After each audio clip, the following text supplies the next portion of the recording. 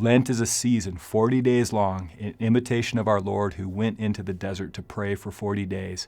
It's a 40-day season of growth, and it's meant for new life to come forth within us.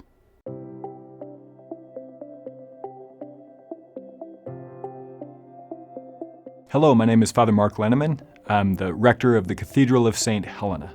Lent begins, as always, with the great day of Ash Wednesday.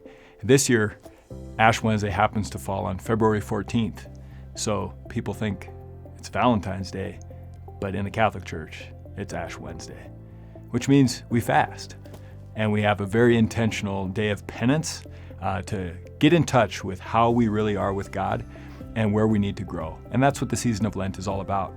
Lent, in fact, the word etymologically means springtime. And many people don't associate springtime with the season of Lent because it is a season of penance. But penance always helps us grow. It's never a punishment. It's always for our growth. The Church, in her wisdom, gives us three great disciplines for Lent: prayer, fasting, and almsgiving. Each one of those disciplines is a way to open us wide to God's grace, to His love, and to the way He wants to use us in the world. St. Augustine, the great church father, said that sin causes the soul to become curvatus in se. That's Latin for curved in on itself. What a great way to understand sin. That as sin comes into our life, we close in on ourselves, we curve in, and our worlds become very, very small. We become more isolated and alone. Well, prayer, fasting, almsgiving are all disciplines that do exactly the opposite.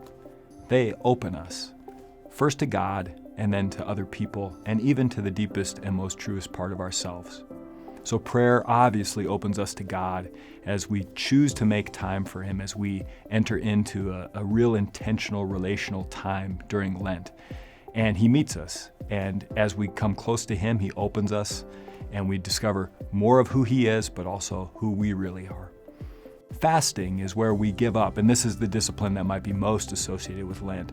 Fasting, we give up certain things. Could be food, could be certain practices, in order to create space. So we say no to certain things so that we can say yes to the higher things, to the better things.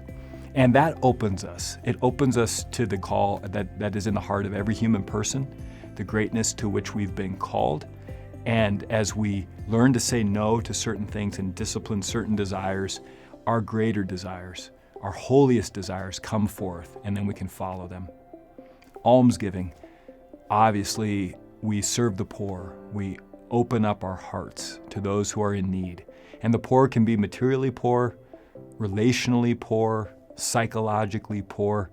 The poor are all around us, and we are all poor. So as we take care of those who are in need, we actually take care of ourselves in our own poverty.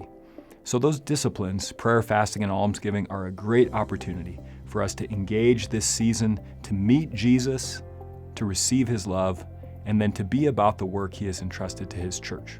In our own diocese, as we prepare for Easter and as Lent comes to a finish, we have a beautiful opportunity, a great event. On March 22nd to the 24th, there'll be a Eucharistic Congress at our own diocesan college, Carroll College in Helena, Montana. A great chance to come together as a family of faith, to hear some amazing speakers, and to be with one another as we center in on who Jesus is, how He reveals Himself to us in the sacred scriptures and especially in the Most Holy Eucharist. The culmination of the Eucharistic Congress will be a public procession from Carroll up to the Cathedral of St. Helena on Palm Sunday.